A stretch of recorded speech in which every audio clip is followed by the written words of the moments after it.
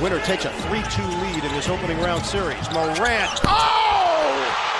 A jawbreaker! We can all agree that the point guard position is probably one of the most predominant positions on the basketball court at all times, right? I mean, the point guard does run the offense and is usually the team's best dribbler, passer, and leader on any given night. But what happens when the point guard is also the team's best athletic freak? Well, that's where I present to you the question. Who's an athletic freak point guard in the NBA, past or present, you think of when taking part in this discussion? Me personally, I think of two. Derrick Rose and Russell Westbrook. They might have been the two greatest athletes we've ever seen play the point guard position. Rather, it was how astonishing and elusive they were or how high they can jump and dunk over you.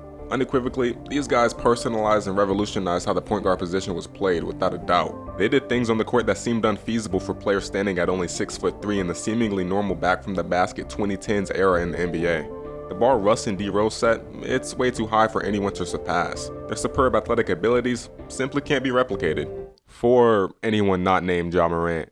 Ja Morant to me is everything Derrick Rose and Russell Westbrook would have been if they were drafted in today's modern NBA plus more. I mean, literally, looking at all the intricate stats and their mannerisms on the court, you'd be amazed by all the similarities they have.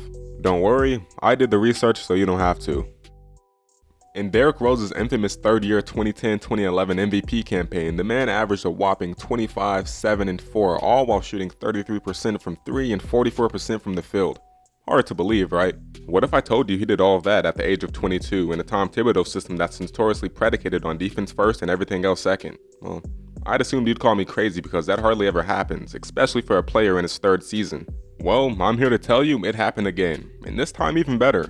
Last season in Ja Morant's third year in the NBA, he managed to one-up Derrick Rose's MVP season in every numerical way imaginable.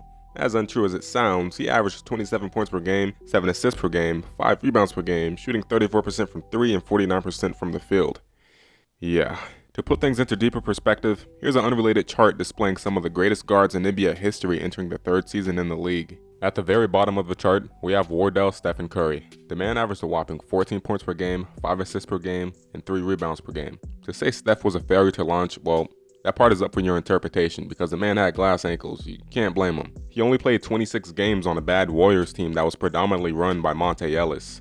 But moving forward, right above Steph, we have Kyrie Irving averaging an impressive 20 points per game, 6 assists per game, 3 boards, shooting 35% from 3. The expected averages from a number 1 pick, but none of the team's success to properly represent those numbers because he was stuck in talent purgatory Cleveland. Yeah. Now, going a bit further back in time and higher up on the chart, we have Allen Iverson, the answer. By his third year in the NBA, he was already a bona fide superstar player putting up numbers unheard of by a player of his stature. But you already know that. He averaged 26 points per game, 4 assists per game, and 5 rebounds per game, shooting 29% from 3. The closest statistical numbers to the man of the hour, Ja Morant. In spite of all the information I've just given you, I know you may be thinking, having similar stats don't undeniably make players comparable to one another. Right, so let's take a look at the on-the-court resemblance. There are clearly flashes where these players use their athleticism to do some things that take your breath away. The similarities in athleticism between pre-ACL tear Derrick Rose and prime Russell Westbrook and Ja Morant are obvious, like I iterated before. There aren't many point guards in the league who are finishing fast break lobs off one hand like this, or finishing off fast break attempts pinning the ball to the glass. But upon closer evaluation, although there's certainly glaring similarities between these guys, it may interest you to see how Ja's game differentiates in other ways. For instance, let's start with what makes Ja so lethal. It's not his crazy athleticism or his insane court vision, not his aggressive playstyle either or his ability to knock down the three.